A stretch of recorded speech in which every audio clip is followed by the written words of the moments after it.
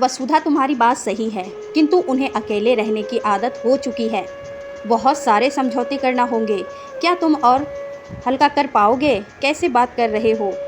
अशोक, हमारा एक ही तो बेटा है, एक ही परिवार है, सब ठीक होगा। तुम गलत सोच रहे हो।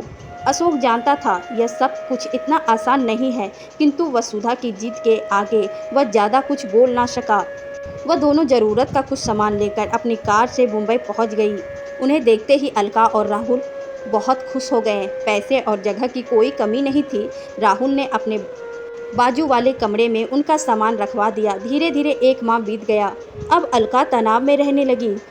उसकी बेचैनी बढ़ती ही जा रही थी। मन में एक ही बात रहती, यह लोग वापस कब जाएंगे? राहुल से यह पूछने की अभी तक उसकी हिम्मत नहीं हुई थी। एक दिन रात के खाने के उपरांत अपने कमरे में जाकर उसने पति से पूछ ही लिया, राहुल, क्या तुम्हारे पापा मम्मी हमेशा के लिए आ गए हैं? राहुल ने कहा, क्या तुम्हें कोई परेशानी है? यह उनका घर है, जब तक चाहेंगे रहेंगे। यह कैसा बेकार का प्रश्न है तुम्हारा? राहुल, हमेशा साथ रहना मुझे ठीक नहीं लगता। उनकी वजह से हमारी जीवन शैली कितनी बदल गई है। तुम्हें कुछ निर्णय तो लेना ही पड़ेगा। कैसी बात कर रही हो? कैसा निर्णय? अलका, माता पिता है वो मेरे। क्या उनसे यह कह दूं कि बस अब जाओ यहाँ से? अलका यह सुनकर बौखला गई और कहने लगी, यदि यह उनका घर है तो फिर मेरा घर कहाँ है राहुल? मैं तो अब तक इसे मेरा ही घर समझ रही थी, लेकिन आज पता चला कि घर मेरा नहीं, उन लोगों का है। तुमने मेरा अपमान किया है, मेरा दिल तोड़ा है। राहुल आवेश में उसकी आवाज़ तेज हो गई, जो कमरे से बाहर तक जाने लगी। राहुल ने अलका से कहा, ये क्या कर रही हो? धीरे बात करो, पापा मम्मी सुन लेंगे। यह घर हम सब का है अलका। इतना कहकर राहुल ने लाइट बंद कर दी और नाराज़गी दिखाते हुए बिस्तर पर लेट गया। अलका भी उसके बाजू में लेट गई और दोनों एक दूसरे की तरफ पीठ करके सो गए। लेकिन अब तक अशोक और वसुधा सब कुछ सुन चुके थे।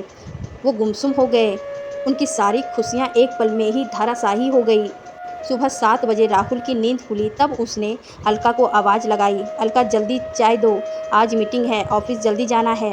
अलका ने पलटकर कोई जवाब नहीं दिया। राहुल ने उठकर देखा तो अलका पूरे घर में कहीं भी दिखाई नहीं दी। खाने की टेबल पर एक कागज़ रखा हुआ दिखाई दिया। राहुल ने उसे खोलकर देखा। उसमें लिखा था, राहुल, मैं अपने आत्मसम्मान के साथ समझौता नहीं कर सकती।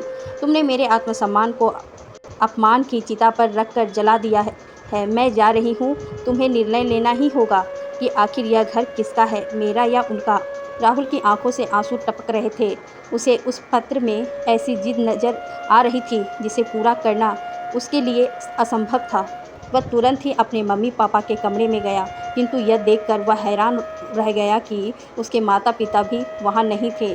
वहाँ एक पत्र रखा था जिस पर लिखा था, राहुल बेटा, यदि किसी एक के समझौता करने से किसी की जिद पूरी हो जाती है और परिवार बच जाता है तो वह समझौता कर लेना चाहिए। राहुल बेटा, हम बिल्कुल भी नाराज़ नहीं हैं। हम इसीलिए जा रहे हैं कि हमारी वजह से तुम्हारे परिवार में कोई विघ्न बाधा नहीं आए। तुम आज ही जाकर अलका को मान सम्मान के साथ वापस ले आना। यह घर केवल उसी का है। हम जब भी आएंगे मेहमान बनकर ही आएंगे। अलका नादान है और उसे माफ़ कर देना।